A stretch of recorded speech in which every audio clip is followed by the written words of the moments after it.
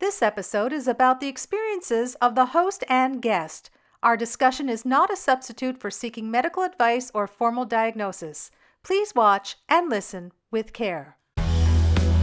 The Disabled Crone, a Spoonie Authors Network podcast hosted by Kat Gordon.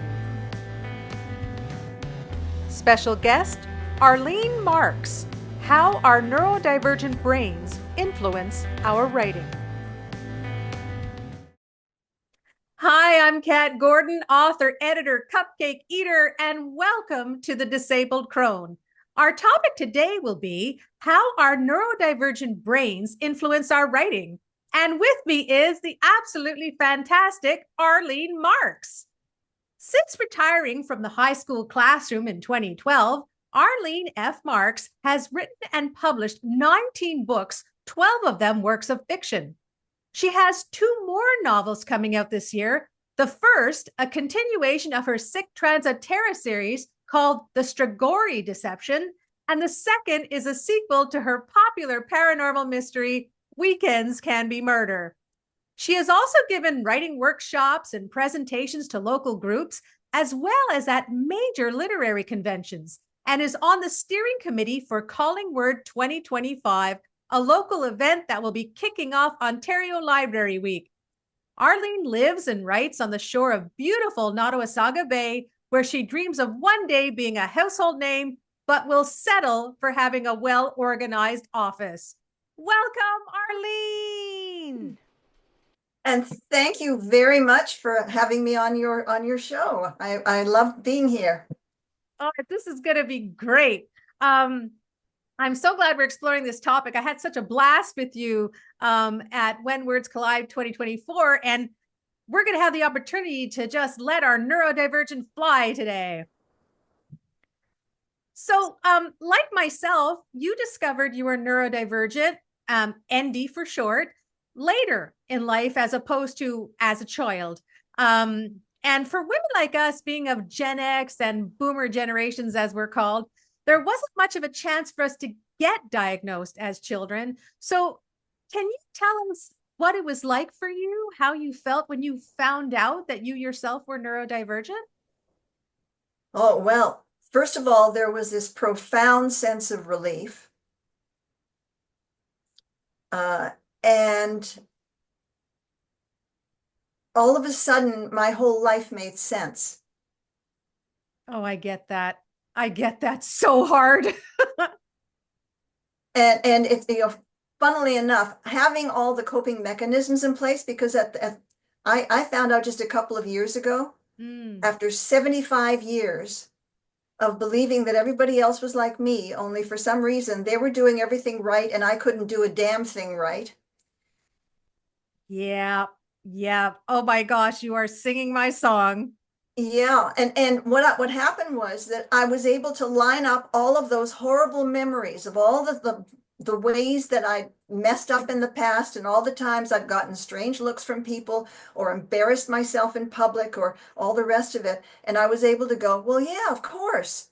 Well, yeah, that had to go that way, of course. And like everything just lined up so well. And suddenly, I wasn't less than and I wasn't broken. And it was just the way I am. And having all these coping mechanisms in place, because I had 75 years to develop them, I knew what I needed. Yeah. Yeah. Yeah, And, exactly. and I could ask for what I needed without being embarrassed or thinking that anybody was going to think less of me because, hey, there's a reason for this. But I really wish I could have gotten a diagnosis, Kat, because that makes it official, right? Nobody can come at you and say, well, you're choosing this or you're pretending to be this. You really are. You are the way that you are. And there's no reason to feel that you are inferior or need help to just get through a day, that kind of thing. It's It's like I get it. Like I so get it. You know, it's a tough one because on the one hand, this information would have been really useful. On the other hand, when I was young, when you were young, they might have just institutionalized us, and we Yeah. wouldn't have had any opportunities.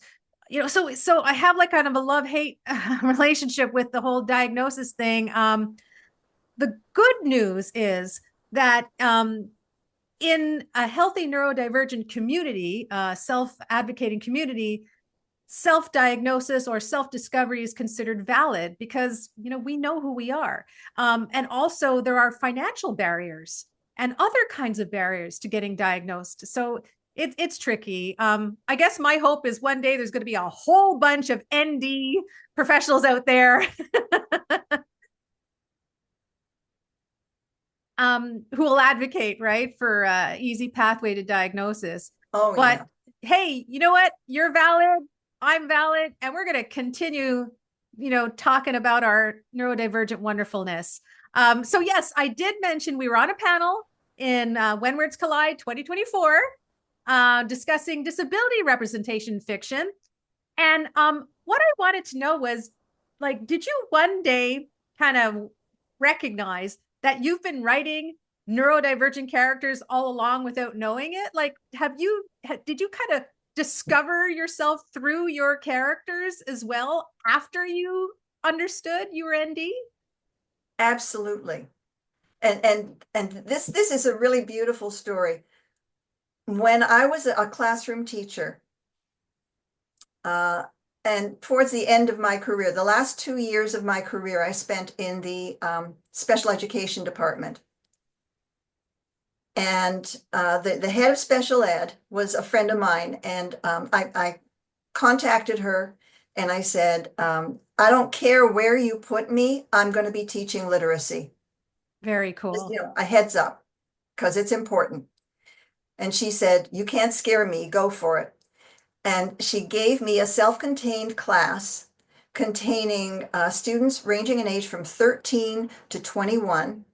Okay. Every exceptionality on the books. Absolutely. I had a little girl with a heart condition. I had a hearing impaired boy. I had a barely verbal autistic boy. I had learning disabilities and oppositional disorder and OCD and everything that you can name. And the outgoing teacher, the one I was replacing, Yeah. she took me aside and said, don't try to teach them anything because they can't learn. Oh, Just make sure that they can use the public transit system, let them bake cookies, they like that, and help them to get along with each other. And I was looking at her and thinking, not on my watch, sis. yeah. Good for you. Absolutely. Because my philosophy is every child can learn. It's up to the teacher to figure out how to help them do that. That's my job. And so I basically, I got to work figuring out how to get this class all kind of moving in the same direction, maybe not at the same level of speed, maybe, not learning the same thing on the same day, but at least moving towards learning. Yeah. And it was very successful. After I had them doing algebra. I had them writing paragraphs. They were reading novels. They were discussing them. We did science experiments. We were all over the school. We never stayed in our classroom. We were all over the place. We commandeered a science lab and did experiments in electricity. Oh my gosh, that's awesome. I want to be in that class. So like I knew they could learn. Mm-hmm. And so fine. When I retired from teaching and I dove into a full-time writing career, I created Sick Transit Terra. And in Sick Transit Terra, in the first book, you meet the crew of Daisy Hub, which is an orbiting gulag on the edge of Earth space. This is where Earth's government has shipped all of the misfits and mavericks, the ones who don't work and play well with others. And this Earth intelligence operative named Drew Townsend is sent out there with an undercover, a secret mission, which is to get these people all working together as a coordinated intelligence gathering unit. Right. Yeah. When he arrives, he discovers that a previous manager had already done that. Mm. He also, I mean, he's used to being an outsider. He never felt like he belonged. He gets out to Daisy Hub. He's found his tribe. Right. Yeah. His He people. Yeah. and so and it wasn't until later that I realized that I was Drew Townsend. I Mm. was also that teacher who pulled them together. Right. And what I had done was recreate that special intensive class on Daisy Hub. I mean, that's really, really cool. That's very cool. I wish we could take the word special and yeet it into space. This sounds like awesome education. But yeah, like I mean, what you did was, and I wish more teachers and just people as a whole understood, is that we need accommodation, for how our brain, as my friend Talia says, our brains Yeah. brain in a certain way, and we need accommodation for that. And um, I'm so glad that they had you, because the way your brains, you were able to see well out of the box, to the point Yep. where you're like, was there even a box?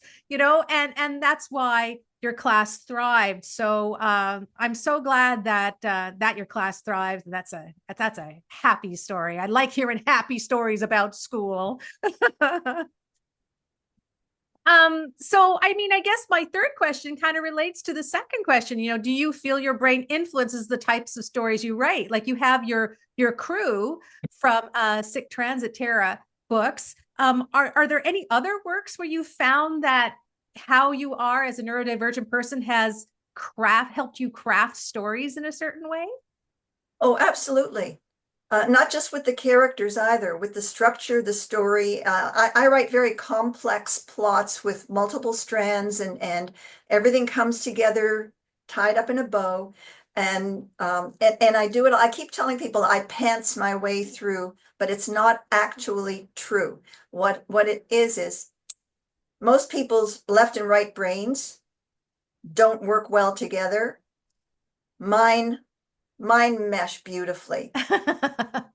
Where my brain divides is between the conscious and the subconscious.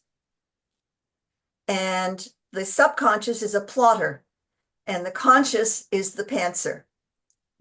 Ah, And so we what call that happened? planter. Yeah, you're a planter. Yeah, well, what happens is that my conscious brain kind of gathers up elements and thinks, gee, wouldn't it be neat to have a story about such and such? And then I get busy with something else, but my subconscious has latched onto that. Mm. And on the back burners of my mind, there's a story being constructed in every detail, all the plot strands and the characters and the settings and everything. My subconscious figures it all out. And when it's finished, it feeds my conscious mind a scene. It's the opening scene. And it's like watching it on a television screen inside my head. I see and hear the characters. I see the setting. Um, every detail, all the colors and everything. Basically, it's a subconscious. The subconscious is feeding the story to me in chewable bites. I like that. And what I do is I record what I'm seeing on that TV screen. And I've come to trust my subconscious, because if the subconscious says that lady has to wear a red scarf around her neck, I'll say, gotcha, red scarf around the neck. 3 chapters later, it's the crucial clue in unraveling the mystery. So Oh the my gosh. subconscious knew all along that this was the case. So I trust my subconscious to do it. And that's how every novel I've written has been done the same way. It's just the way my brain operates in writing stories. And I've discovered that I have a much harder time writing short stories with their linear plots and their small casts. And now I'm into big epic things, and the latest books are well over 100,000 words in length. Right, right. Oh, that's interesting. That's interesting that because of the way your brain works, you much prefer writing larger works than smaller works. Yeah. That's cool. Um, yeah. You know, it's funny. I just quickly, I thought I was only 100,000 word plus person. Um, and then someone challenged me to write a short story, and I realized I actually like that too. So I don't really know what I am. Like I've written microfiction, I've written huge things. So I think it's cool that you know kind of who you are and where's your pocket. That's really, really cool to me. Um, okay, so you write a whole bunch of cool stuff. Um, a lot of times in the sensibility editing world, the sensibility reading world, we talk about harmful tropes. Yeah. And I wanted to know, like, what are some of the positive things that you'd like to get across to readers about neurodivergent characters? And what are some of the harmful tropes that you want to stay away from or call out or whatnot? Well, let me begin with the positive. Neurodivergent people have the greatest sense of humor. Oh my gosh, that is so true. My friend It, Tally and I, we always talk about, for example, autistic snark or ND snark. so if you want to inject humor into a story, if you want to have wisecracks, have them come out of the mouth of a neurodivergent character. It's so It true. just, it works so, so well. Um, among the harmful tropes, well, first of all, the one that NDs can't learn. I mean, that to me is probably the most damaging thing. It's the reason why it took so long for special education to be incorporated into the public school system. Mm, I was born in the middle of the 20th century, and the prevailing wisdom was your child is either normal or not normal. yep. Yep. And if they're not normal, the way to make them normal is to force them to do normal things.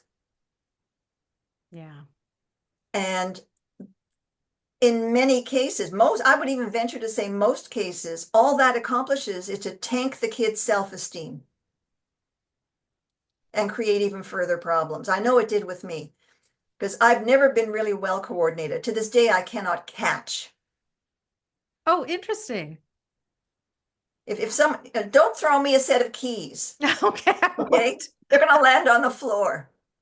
And if Mm. I see something flying in the air and I want to kill it, my hands always end up like that. Ah, okay. I never even realized, how physically you can be affected by these problematic things. Yeah. So sports were out of the question. I would I would trip over cracks in the sidewalk. I wore band-aids on both knees for the first 9 years of my life. It was a bad scene. Wow.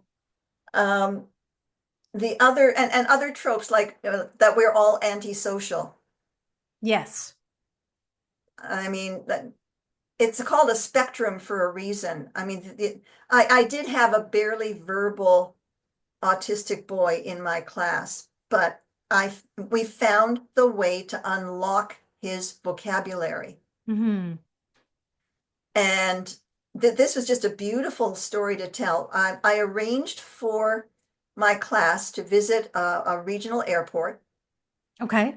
and to have a plane ride in a small aircraft for 20 minutes.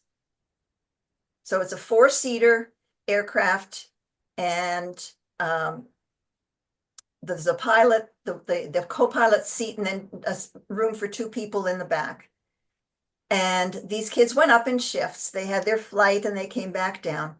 And when it was time for, his name was John, it was time for John to go up.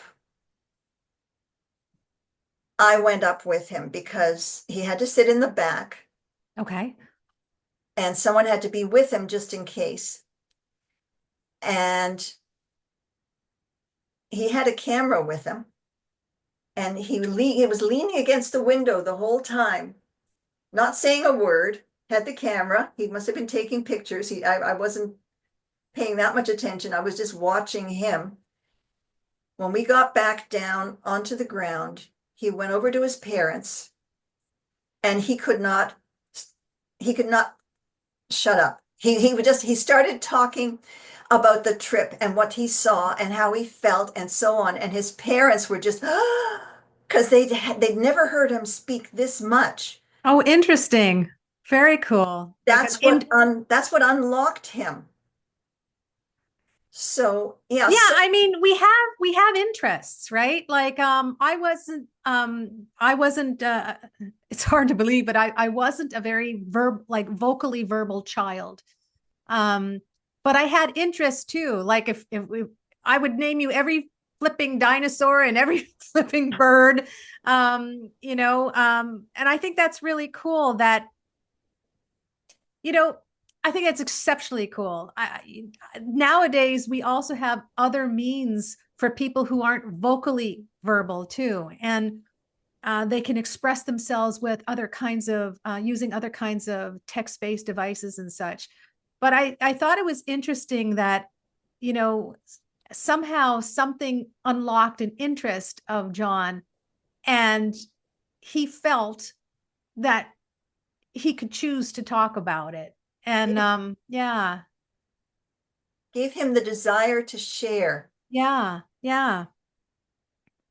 I mean, yeah, I found school so boring, so I would way much rather talk about something like that than class too, right? But yeah, we are so wonderfully complex as human beings. You know, we're not one size fits all, and I just wish more people understood that. I can't believe this, but we're heading towards the end already to my last question. Um, you are on the staff for Collingwood, which I love that because you live in Collingwood, Yeah. Collingwood. So could you just briefly talk a little bit about Collingwood because it sounds so awesome and I can't wait till I can go. Okay. So Collingwood came about, actually, it evolved. It started when three writers groups in the Georgian Bay area decided to get together in a loose association of writers groups. And from time to time, we wanted to get everybody together and do a mingle of some kind or a shared event. And so the first one we did was purely social. And then the second time we did it, we introduced some structure. And so we took a room at one of the local libraries from 10 a.m. Until 2 p.m. And we had a couple of workshops in the morning, and we had a social event in the afternoon with a lunch break in between. And that worked out really well. Everybody was so enthusiastic about that. And I thought, we've lost so many literary events because of the pandemic and for other reasons as well. And Ad Astra was one of my favorite, my go-to literary events. And I thought, well, maybe we could have one here in Collingwood. And this would take the place of that. And so we used the template. Actually, I picked the brains of Randy McCharles, who organized When Words Collide, Okay, and yeah. Dr. Robert Runte, who was involved with WordBridge out in Lethbridge, Alberta. And I said to them, okay, if you were starting over again, what would you do? What would you not do? And so they gave me a whole, a lot of advice, a lot of great advice and things to do and not do. And I took that to this, we called it the South Georgian Bay Writers Connection. This was the name of our association. And I said, I think we can do this. And I think we can make it a really successful event as long as we don't overreach because, and I actually had at the back of my mind, I wanted this to be a proof of concept so that we could do some really important things later on. And so we did that. I was the chair of the steering committee, and I had a really enthusiastic and generous committee working with me, and we were able to pull this off on a budget of $250. What we did was we charged $25 per table to 10 vendors. Right. And they gave us our budget, and we actually pulled this off. And so now we've got the proof of concept. This year, we're going after grant funding. We are expanding to 1.5 days instead of 1 day. We're making it a bigger and better event. And I have I'm not sure whether this is a lateral move or a promotion or a demotion. I'm really not sure. But we now have 2 co-chairs, and I am the advisor, just to keep everything on track and to provide suggestions that maybe nobody else can see. And it looks like 2025 is going to be even better. We're having a writing competition for kids 13 to 18 years of age. That's very cool to have the young writers involved, as well as the young of heart writers. I'm going to have to wrap this up, unfortunately. Can you just tell folks, do you know the dates or how they can learn more about Calling Word? We have a Facebook page. Okay. You go on to Facebook and just key in a search Calling Word. It'll take you to the page. You can follow it. We currently have, I think, 55 followers, and a lot of likes. Oh, that's so great. I hope I can get to you in 2026, because I think that would be such a blast. Okay, so we are wrapping up. I know it's so bad. I wish I could make this like, a 2-hour, because it's so much fun to chat with folks. Where can people learn more about you and where to buy your books? Do you have websites? Are you on the socials? Where can people find more about Arlene F. Marks? Well, I do have a website. I have had for years, and everything they need to know about me and my books is on that website. It's www.thewritersnest. Oh, very cool. All one word, .ca. I'm also on Facebook, so if you look for Arlene F. Marks, if you look for Arlene Marks, there's a lot of Arlene Markses out there. So Arlene F. Marks is a better bet. My current publisher, Brainlag, also has a website and a Facebook page, and you can find out more about the books that they've published of mine by going to their website, which is www.brain-lag.com. And there are write-ups about all the books that they've published by me. Okay. That's excellent information. Folks, please check out Arlene's works. Arlene is such an amazing human and so talented and so fascinating to speak to. Thank you so much, Arlene, for being here on the Disabled Crone with me. I really appreciate it. Oh, you're so kind. And thank you so much for inviting me. I had a great time. Oh, my pleasure. Thanks, folks, for joining us today, and stay tuned for episode 5. Thanks for watching and listening to The Disabled Crone. You can learn more about the Spoonie Authors Network by going to our website, SpoonieAuthorsNetwork.com. Follow us also on Blue Sky. And many thanks to Bruce Gordon for letting us use his tune as our theme for this podcast.